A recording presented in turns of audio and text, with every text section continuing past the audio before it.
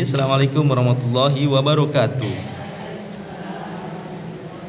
Alhamdulillahirabbil alamin wassalatu wassalamu ala asyrofil anbiya'i wal mursalin wa ala alihi washabbihi ajmain. Allahumma shalli ala sayyidina Muhammad wa ala ali sayyidina Muhammad. Rabbi shrah li sadri wa yassir li amri wahlul 'uqdatam min lisani yafqahu qawli amma ba'du.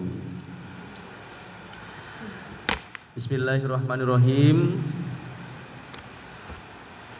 Kuntum khaira ummatin ukhrijat linnas ta'muruna bil ma'ruf wa tanhauna 'anil munkar wa tu'minuna billah. Wa qala aidan Bismillahirrahmanirrahim. Inna rabbakumullahu alladhi khalaqas samawati wal arda fi sittati ayyamin summa istawa 'alal 'arsy yudabbirul amr ma min syafi'in illa min ba'di idni dzalikumullahu rabbukum fa'buduh afala tadhakkarun. Sadaqallahu adzim. Segala puji syukur kita haturkan kepada Allah yang menciptakan diri kita dalam keadaan tadinya tidak bisa apa-apa, tidak punya apa-apa dan tidak membawa apa-apa.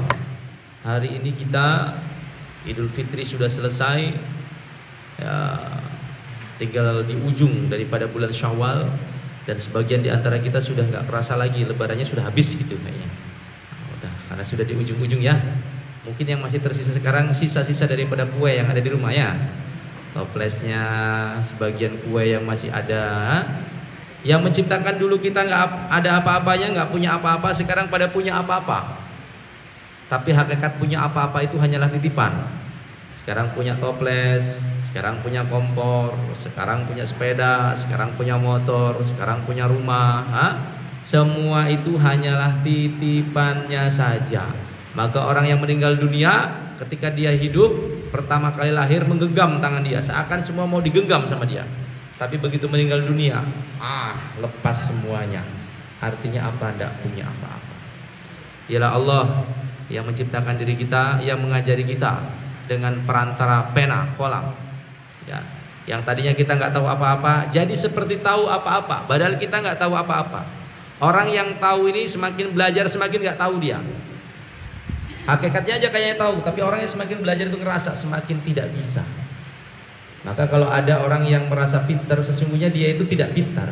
Karena orang yang paling pintar adalah orang yang merasa dirinya tidak pintar. Dia pintar tapi dia tidak merasa dirinya pintar.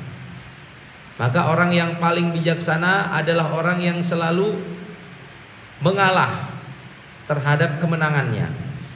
Sehingga apa? Orang yang menang itu belajar dengan Idul Fitri semuanya minta maaf. Bahkan ketemu orang pinggir jalan aja belum pernah melakukan kesalahan minta maaf. Maaf lahir batin ya. Nah, makanya damai Idul Fitri. Ya, hari ini kita masih suasana Idul Fitri, kita diberikan ilmu sama Allah, mengaku-ngaku kita punya ilmu. Tadi sudah sampaikan Ustaz di ayat pertama yang Ustaz baca, ayat kedua ya. Sesungguhnya Tuhan kamu ialah Allah yang menciptakan langit dan bumi dalam 6 masa.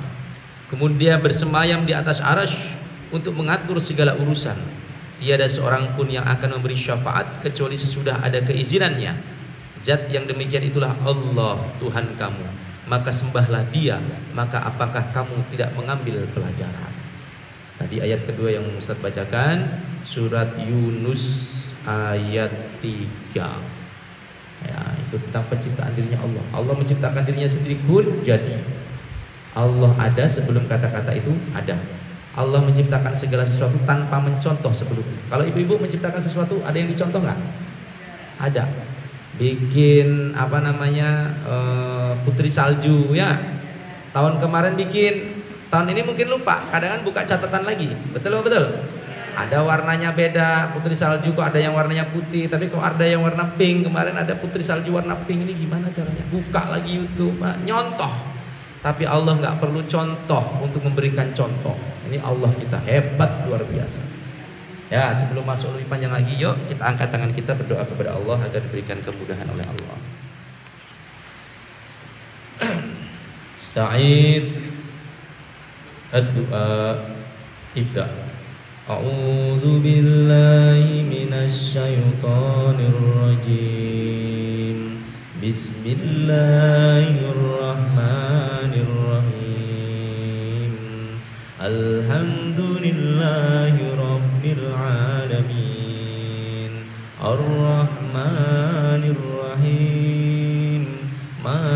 مالك يوم الدين إياك نعبد وإياك نستعين اهدنا الصراط المستقيم صراط الذين أنعمت عليهم غير المغضوب عليهم ولا الضالين آمين بسم الله الرحمن الرحيم ربي اشرح لي صدري ويسر لي أمري واحلل عقدة من لساني يفقهوا قولي ربي زدني علما وارزقني فهما آمين يا رب العالمين. Alhamdulillah. Saya pribadi mengucapkan taqabbalallahu minna wa minkum siyamana wa siyamakum. Taqabbalallah, semoga Allah minna wa minkum mengampuni dosamu dan dosaku. Siyamana wa siyamakum, menerima puasamu dan puasaku. Nah, ini doa yang terbaik ya Bu. Ketika Ramadan sudah berakhir, Syawal sudah meraja, doa terbaik itu. Semoga Allah mengampuni dosa kita dan menerima amalan daripada Ramadan kita. Itu doa terbaik. Kita kan kebanyakan kan minal aidin wal faidin ya. Mohon maaf lahir dan batin, kayak pantun gitu ya. Minal aidin wal faizin, mohon maaf lahir dan batin, rata-rata seperti itu. Ya, bukan salah ya, tapi kurang tepat sebenarnya. Karena arti daripada sebuah ucapan ini harusnya doa. Assalamualaikum, semoga keselamatan atas dirimu. Nah, bukan hanya kum, gitu aja ya. Kalau kum itu ada benernya juga, anak kecil berarti. Ya, karena lafaz dari minal aidin wal faizin itu panjang.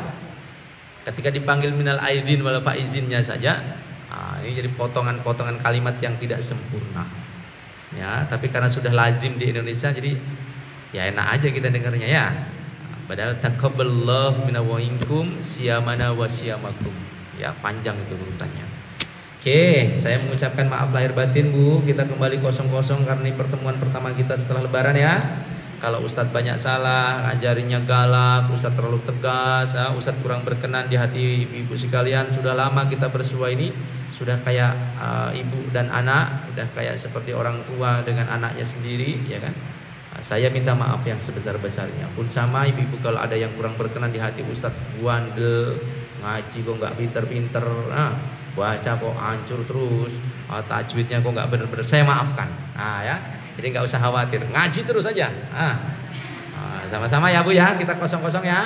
Ibarat sepak bola ini kita kosong-kosong, nggak ada dosa. Banyak wajah-wajah iya. Mana wajah-wajah baru saja ini? Yang mana saja nih? Mana? Ya, Bunda siapa? Saya belum keciren, ketemu jalan nggak keciren ini. Bunda siapa Bun? Bunda Fauzia, Masya Allah. Di mana tinggalnya Bun? Baru, asli dari mana? Oh, dari orang Pandeglang. Oh, Pandeglang nih bacanya bagus-bagus, ya nggak? Orang Serang nih bacanya sudah bagus-bagus, ya nggak? Orang Banten ya, ahlinya Qori di sana. Sudah tetap di sini ya Bunda Fauziah ya? Oh 8 tahun. Tapi baru masuk ini. Ya selamat bergabung Bun. Mudah-mudahan membahagiakan insyaallah ya, bertemu dengan orang-orang solih. Salah satu yang membuat bahagia itu berkumpul dengan orang-orang yang solih. Dan salah satu yang paling membahagiakan adalah memiliki tetangga yang solih dan solihah. Ini Bu, senang itu kalau punya tetangga nggak solih sengsara. Ada orang itu dicerita anekdot sih, ya kan? Saya ini punya tetangga, saya tegur nggak pernah mau jawab. Saya kasih kopi nggak pernah mau minum, saya kasih teh nggak pernah mau minum, ya kan? Maka saya mau pindah aja dari sini. Kenapa? Oh saya udah nggak betah lagi di sini. Kenapa lo? Saya tegur dari pertama kali saya datang ke sini nggak pernah mau jawab. Mana tetangganya Bu? Tunjukin sama saya. Tengokin tetangganya kuburan. Ya mana ada yang mau jawab? Ya udah mati semua ya. Tapi kalau kita punya tetangga depan rumah, orangnya ada, tapi kok nggak mau ngejawab, kita keluar rumah dicemberutin, apa rasanya Bu? Waduh, udah enak. makanya kalau punya tetangga orang-orang yang soleh-solehah, nikmat luar biasa. Bu Fauziah ya. Yang lain lagi siapa tadi? Hah? 1, 2, 3. Kenalan dulu kita. Mungkin ada yang belum kenal. Yang mana? Ibu, Bunda. Bunda dulu. Siapa nama Bun? Pariani. Ibu Pariani. Di mana tinggalnya? Di sini Dekat Kopi 2 4. Oke, asli dari mana? dari Majalengka. Oh, banyak orang luar Jawa semua ya, Majalengka ya, masya Allah. Ya, ya, ya. Emang sebelumnya belum pernah ngaji di sini ya Bun ya? Emang kelahiran sini belum lama. Kelahiran di sini, tapi ngaji di Anur baru kali ini. Baru ini aktif. Baru ini aktif. Sempat tertidur itu. Tertidur atau pingsan ini? Hah? Masya Allah. Ya, itu cara Allah Bun. Cara Allah. Orang pensiun itu caranya Allah supaya kita mau ngaji. Selama kita masih dinas, sibuk kita. Ada alasannya. Begitu sudah pensiun, dikasih waktu panjang-panjang Bun untuk ngabdi, maka betul-betul bagus-bagus lah. Wes toh, percayalah, yang paling nikmat itu di pengajian inilah. Gak ada yang lebih nikmat lagi selain pengajian. Pensiun, banyak orang pensiun cuma di rumah MC, ngomong cucung, gitu saja, tua juga itu. Nah, tapi kalau ngaji, insya Allah jadi ketemu teman-teman tasawuf. Mudah-mudahan betah ya Bunda ya, insya Allah. Ya, terusnya Bu siapa? Bu Partini. Bu Wartini, di mana tinggalnya Bu? Kopi 2. Ah, ini memang baru sekali ini masuk atau udah dulu? Baru ini masuk siang. Selama ini? Oh, dulu pernah. Ustadz sudah sama Ustadz? Udah ding ya. Ini belum, nggak asing wajahnya sama Ustadz. Oh iya, betul, ibunya Minta, masya Allah. Ya, ya, ya. Minta mudah-mudahan segera dapat jodoh. Ya, sudah kasih garansi Bismillah nak, mudah-mudahan tahun ini kamu dapat jodoh. Kalau kamu tahun ini nggak dapat jodoh, kamu boleh minta doa sama yang lain, ya. Berarti doa Ustadz nggak manjur ini. Sampai sebegitunya ya, mudah-mudahan ya. Nah, segera dapat jodoh tahun ini. Tahun ini tinggal berapa bulan lagi? Setengah tahun lagi ya. Ya, ibu siapa namanya? Ibu Ida. Oh, ibunya Mina, masya Allah. Nih anak-anaknya ngaji sama Ustadz, simboknya juga ngaji sama Ustadz ini. Rumahnya sudah tahu ya, Ustadz pernah kondangan di rumah beliau nih ya. Mudah-mudahan sehat semuanya Bun ya. Ngajinya yang rajin-rajin Bun, mumpung masih dikasih umur yang panjang. Nah, kita dikasih umur panjang ini untuk taat sama Allah, jadi harus taatnya betul-betul nih ya. Kenapa banyak orang loh Bu yang sudah meninggal dunia pengen balik ke bumi ini, minta supaya dia beramal soleh lagi Bu. Coba kayak orang-orang yang sudah tua itu pengen balik lagi ke bumi ini cuma pengen beramal soleh karena sudah tahu kampung akhirat seperti apa. Ya, makanya kita diberikan kesempatan ini bersyukur luar biasa. 3 ya, 1, 2, 3, 4. 4 orang ya. Nah, jadi semangat baru nih, habis Syawal harus punya semangat yang baru. Baik, setelah kita bermaaf-maafan sudah kosong-kosong, kita mulai lagi dengan ngaji kita, diseriusin. Nah, Ustadz mohon maaf tadi juga agak sedikit terlambat tadi, ada something trouble di jalannya. Insyaallah. Sekarang kita ngaji surat apa ini? Terakhir.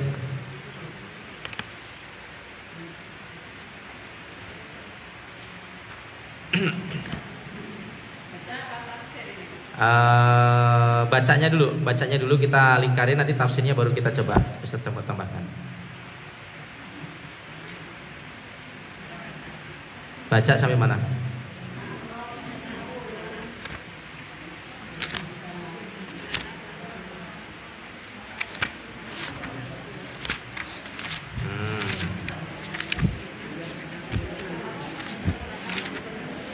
Al-A'raf ayat 20 21 ya? 20. Oh ya. Itu untuk ngajinya.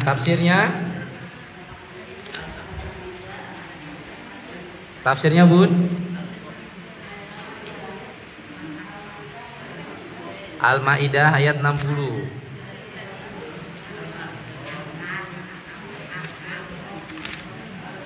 Al-Maidah ayat 60.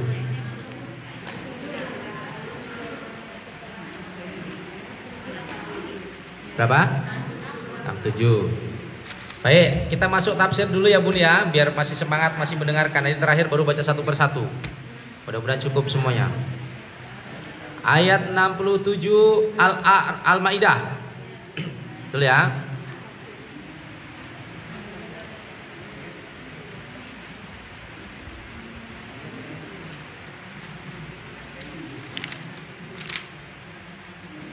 Bismillahirrahmanirrahim. Dengarkan artinya, nanti kalau ada pertanyaan siapkan pertanyaannya.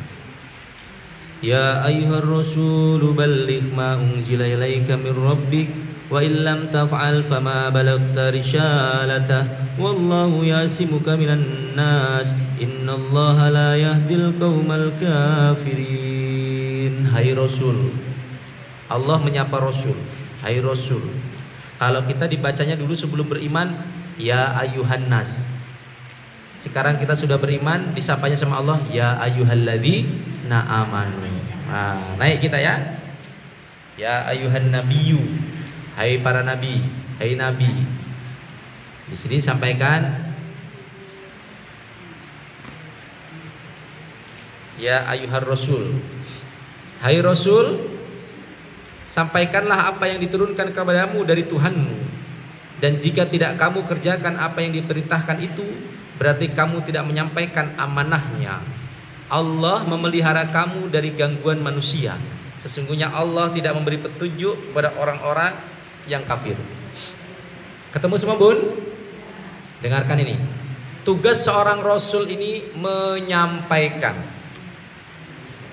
Tugas seorang Rasul ini apa bu? Menyampaikan. Masalah diterima atau tidak diterima itu urusan Allah. Karena pemilik hidayah yang menyematkan hidayah dalam dada-dada manusia ini Allah.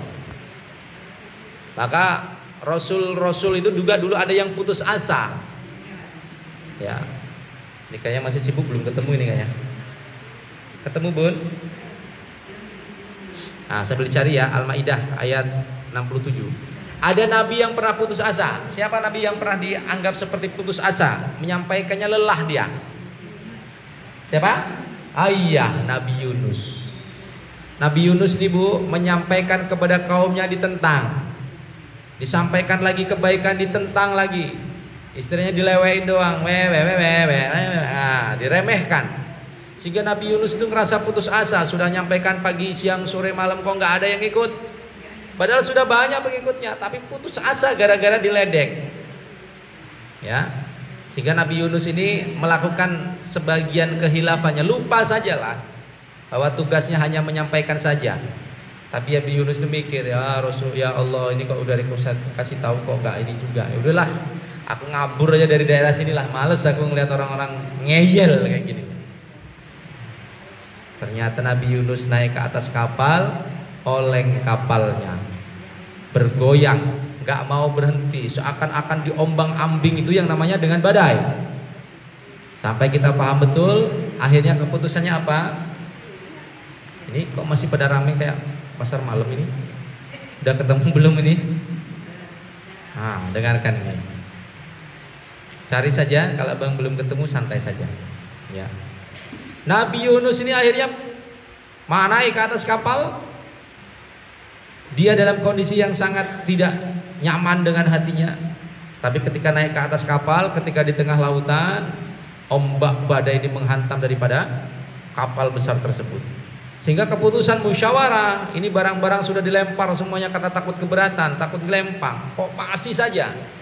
Nah, semua barang-barang sudah pada dilempar, yang penting-penting, yang berat-berat sudah pada dibuangin semuanya. Putusan kok masih saja ini bergoyang kayak gini, ini kita bisa tumplek mati semua ini. Dah kita undi saja lah. Kayaknya nih kalau melihat dari hitungannya, satu orang lagi yang nggak ada di sini, kita lempar ke laut, ya kan? Harus ada yang rela berkorban. Maka insya Allah ini kapal akan tenang. Maka diundi itu, undian pertama yang keluar Nabi Yunus namanya. Waduh, Nabi Yunus harus dilempar ke laut. Gak mungkin kalau Nabi Yunus ini dilempar ke laut, dia ini Nabi. Nah, Nabi tapi lagi gendek, diuji sama Allah. Maka hati-hati dengan orang yang suka gendek ya bu ya, artinya nggak bakal nyaman. Ya, udah mungkin ini salah ngambil kita ini. Undi yang kedua, undi lagi. Kita mungkin pakai kocokan gitu kayak orang arisan gitu ya. Buka gitu, buka lagi, nama Nabi Yunus lagi. Wah, pada histeris mereka. Nggak mungkin lah kalau seorang Nabi lempar ke tengah laut seperti itu. Waduh, kita bakal celaka. Udah saya aja gantiin gitu. Oh jangan, kita undi sekali lagi. Begitu diundi yang ketiga, Masya Allah, yang keluar tetap nama Nabi Yunus. Maka akhirnya Nabi Yunus lempar ke laut. Ya, mau ngomong apa lagi? Kata Nabi Yunus, sudah memang bagian aku nih lempar ke laut. Sampai di laut dilempar, inilah ya. Orang itu Bu, kalau suka ngambek, mutung, ya, dia dicaplok sama yang namanya ikan nun. Ya Bu, Nabi Yunus ini caplok ikan nun. Kalau kita ngomongnya ikan hiu gitu ya. Yang besar ikan hiu, toh? Ya, ikan hiu gitu. Masuk ke dalam perutnya ikan nun namanya. Disitulah kita harus mengambil ibrah pelajaran bahwa orang yang sedang dalam keadaan kalut, ibu sedang kalut, keluar dari rumah tanpa tujuan, itu apa saja bisa terjadi itu.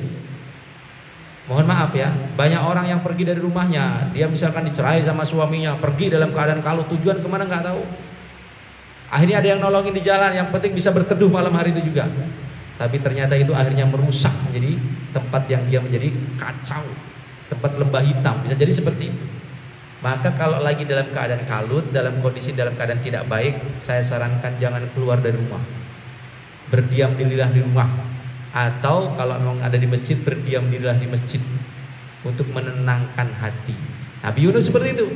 Ketika dia tidak dalam keadaan yang tidak sedang baik hatinya, sedang dalam keadaan galau, seperti itu, maka akhirnya masuklah dia ke dalam laut, dimakan oleh ikan nun. Bukan selesai masalahnya kalau pergi itu Bu, karena sehakikatnya kalau kita punya masalah ini, ngadunya sama Allah.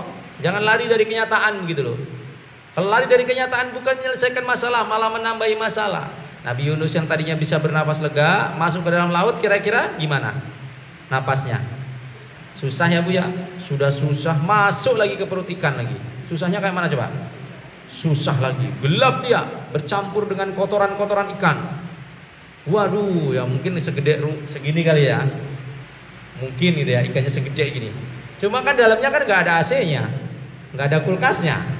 Namanya dalam perut ikan, isinya kotoran, bingung dia. Oh ini apa nih, jantung apa gitu kan? Mungkin kayak gitu. Dalam keadaan dia kotor, kegelapan, dikasih kesusahan orang yang lari dari kenyataan. Sudah di dalam perut ikan, gelap. Ditaruh di dalam lautan, gelap nggak? Gelap di dalamnya kan. Juga di malam hari, kebayang nggak Bu? 3 kegelapan buat orang-orang yang suka galau itu Bu. Gelap perut ikan, gelap dalam lautan, gelap di dalam malam hari. Gelap dia. Maka kalau ada apa-apa Bu, jangan lari dari kenyataan, hadapi saja. Karena Allah menciptakan masalah itu pasti ada solusinya. Oke? Maka ketika itu Nabi Yunus meminta ampun kepada Allah. Setelah 40 hari 40 malam itu beliau gonjang-ganjing dalam perut ikan, dalam keadaan yang tidak berdaya, pasrah dia. Maka kalau ibu sudah mentok, nggak ada lagi jawaban dari permasalahan apapun Bu, amalkan ini. Amalan Nabi Yunus saat mentok, nggak punya lagi jawaban. Ngadu sama siapa nggak ada, ngomong sama siapa nggak digubris, minta tolong sama siapapun nggak ada yang mau nolongin, kayak mentok. Pasangan juga nggak ngerti, sama anak juga nggak mau, sama tetangga juga sama nggak ngerti. Minta pertolongan sama Allah ketika doa itu mentok. Apa doanya daripada Nabi Yunus? La ilaha illa anta subhanaka inni kuntu minadz-dzalimin. Ini perasaan seorang hamba ini pasrah. La ilaha illa anta, la, tidak ada ilaha illa anta, daya kekuatan ya Allah melainkan atas kekuatanmu. Subhanaka, maha suci engkau ya Allah. Ini sesungguhnya kuntu minadz-dzalimin, aku termasuk orang-orang yang zalim. Jadi kalau kita dalam keadaan lemah, susah, payah, nggak ada solusi, yang dilakukan adalah ya Allah, aku ini lemah, hanya engkau yang paling kuat ya Allah. Sesungguhnya aku ini termasuk orang yang zalim. Akui kita ini salah Bu. Maka nanti pertolongan Allah itu akan ditolong, diberikan kepada orang-orang yang meminta pertolongan. Maka setelah diampuni itu, dimaafkan kesalahan hilaf daripada sedikit daripada Nabi Yunus ini, Allah damparkan ikan nun ini minggir. Ya, ikan nun ini minggir, dibuatnya mungkin perutnya jadi mules kali ya. Minggir ikan nun, perut gue nih makan, salah makan saya ini. Mungkin gitu kali ya. Minggir dia, dibuka mulutnya itu, dimuntahkan itu yang namanya Yunus. Apa kata ikan nun mungkin? Apa nih, salah makan ya, kebanyakan asyam. Keluar itu Nabi Yunus dalam keadaan selamat. Begitu dia bangun, ya Allah aku ini zalim ya Allah. Ya sudah, aku balik lagi ke kampungku, ke orang yang tadi aku tinggalkan tadi itu. Balik lagi ke sana, ternyata di sana orang-orang yang mendapatkan hidayah sama Allah. Jadi kitanya aja kadang-kadang nggak sabaran Bu. Ya, belum hasilnya belum ketahuan, endingnya seperti apa kita memvonis. Sudahlah kalau udah kayak gini nggak ada jalan ceritanya ya. Sudahlah, mutung kita. Ternyata begitu kita tinggalkan, hidayah turun tercurah-curah di sana, kita nggak ada yang tahu. Maka tugas dari seorang nabi ini menyampaikan. Sama dengan ibu-ibu, kita ini pemimpin. Kalau ibu punya ilmu, pengetahuan terhadap anak-anak, sampaikan bu kepada keluarga kita. Balighu anni walau ayah, sampaikan walau satu ayat. Masalah diterima atau tidak itu sudah wewenangnya Allah, hak prerogatifnya Allah itu hidayah. Makanya Nabi Muhammad hebatnya kayak mana coba Nabi Muhammad? Seluruh dunia ini semua mengenal Islam saat ini. Walaupun ada yang pro, ada yang kontra, tapi semua nyaris mengenal daripada Islam. Hebatnya Nabi Muhammad ini menjadi asbab orang-orang mendapatkan hidayah, tapi beliau tidak mampu memberikan hidayah kepada pamannya yang bernama Abu Thalib. Nggak dapat hidayah itu walaupun pamannya. Nabi Nuh, istrinya, anaknya yang bernama Kan'an nggak dapat hidayah. Nabi Lut, istrinya nggak dapat hidayah, padahal seorang nabi. Maka tugasnya seseorang itu hanya menyampaikan saja. Jadi jangan terbebanin bu. Tugas Ustadz juga sama di sini, mengajarkan. Ustadz ajarkan saja. Di antara yang diajarin pasti ada yang nyantol. Yang nggak nyantol ada nggak? Ada pasti. Pasti ada yang nggak nyantol. Ya, jadi tugasnya cuma menyampaikan saja begitu. Nah, harus disampaikan itu. Kalau enggak berarti kita termasuk orang yang enggak amanah. Ya, sesungguhnya Allah tidak memberi petunjuk kepada orang-orang yang kafir. Kalau orang-orang yang sudah kafir, orang kafir itu seperti kalau bahasa buku itu cover. Nah, ini buku, ini cover. Kafir. Namanya penutup. Maka orang yang kafir itu tertutup dia, terhijab dia, enggak dapat hidayah. Makanya sebenarnya penyebutan dari kata kafir ini lebih lembut dibandingkan non muslim. Kafir itu artinya tertutup dia, tercover. Sewaktu-waktu bisa terbuka dia. Tapi kalau non muslim kan banyak orang dibilangin kamu ini kafir, kamu ini. Gak terima mereka ini dibilangin kafir. Jangan sebut kafir lah, non muslim. Buku kalau disebut non muslim lebih keras itu. Non muslim itu artinya non itu tidak, muslim itu artinya selamat. Non muslim berarti tidak selamat, malah minta dibilangin tidak selamat. Kayaknya aja bahasa Indonesia lembut, artinya kasar itu bu.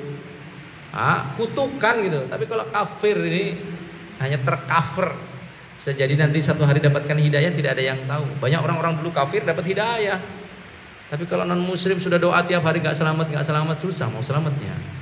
Jadi pahami bu ya. Oke, berikutnya, hai ahli kitab, kamu tidak dipandang beragama sedikit pun hingga kamu menegakkan ajaran-ajaran Taurat, Injil dan Al-Quran yang diturunkan kepadamu dari nabimu, dari Tuhanmu. Sesungguhnya apa yang diturunkan kepadamu Muhammad dari Tuhanmu akan menambah kedurhakaan dan kekafiran kepada kebanyakan dari mereka. Maka janganlah kamu bersedih hati terhadap orang-orang kafir itu. Namanya orang kafir bu, walaupun dikasih nasihat, orang sudah kasih tahu kamu harus percaya apa itu Taurat, Injil, Zabur, isinya kayak mana yang diturunkan dari Allah Subhanahu wa taala. Kalau sudah kafir, bu, tertutup dia. Bukannya tambah percaya malah tambah ngeyel. Jadi Nabi Muhammad disuruh jangan bersedih. Ada lagunya itu ya. Jangan bersedih,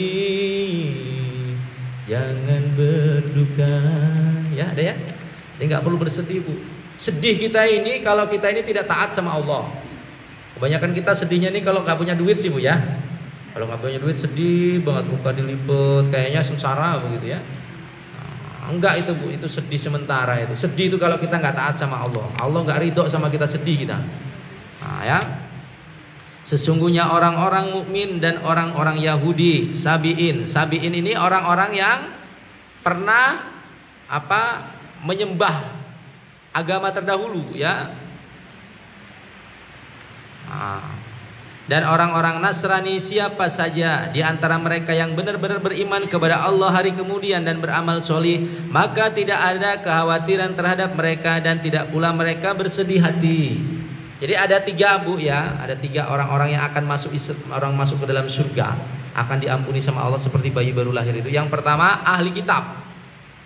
Ahli kitab ini berarti orang-orang yang dulu percaya sama Allah. Ahli kitab terdahulu ini percaya sama Allah, bukan nggak percaya sama Allah mereka. Ya, ahli kitab dulu. Kemudian yang pertama masuk ke dalam surga mukmin, orang-orang Yahudi. Orang-orang Yahudi ada yang masuk Islam bu. Siapa? Orang-orang Yahudi yang memeluk Islam akhirnya. Dulu pernah Yahudi gitu loh. Ya kan? Tapi dia memeluk Islam. Tidak ada keraguan, tidak ada kekhawatiran dalam hatinya. Kemudian Sabi'in. Sabi'in ini orang-orang yang dulu pernah menyembah seperti berhala, seperti menyembah matahari, ya.